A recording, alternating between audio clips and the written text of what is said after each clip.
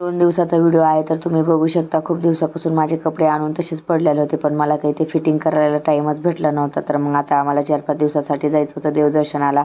त्याच्यासाठी मग मला कपडे वगैरे फिटिंग वगैरे करून आणायचे होते. त्याच्यासाठीच तयारी चालली होती आणि मला बॅग वगैरे पण पॅकिंग करायची होती. कारण की ऐन टाईमावर बॅग वगैरे पॅकिंग करायला घेतली ना तर खूप काही विसरून जातं. त्याच्यासाठी मग पहिल्यांदा कपडे वगैरे फिटिंग वगैरे करून आणले आणि त्याच्यानंतर मग बॅग वगैरे पॅकिंग केली.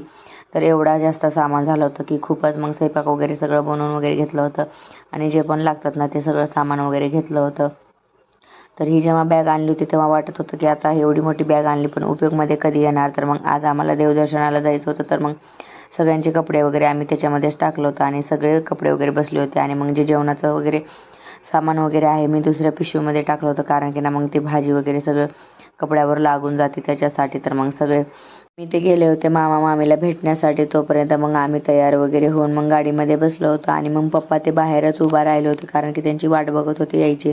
तर मग छानसं सगळ्यांनी आवरून वगैरे गाडीमध्ये बसलो आणि पुढच्या प्रवासाला निघालो. तर मग सर्वांना खूप जास्त भूक वगैरे लागली होती.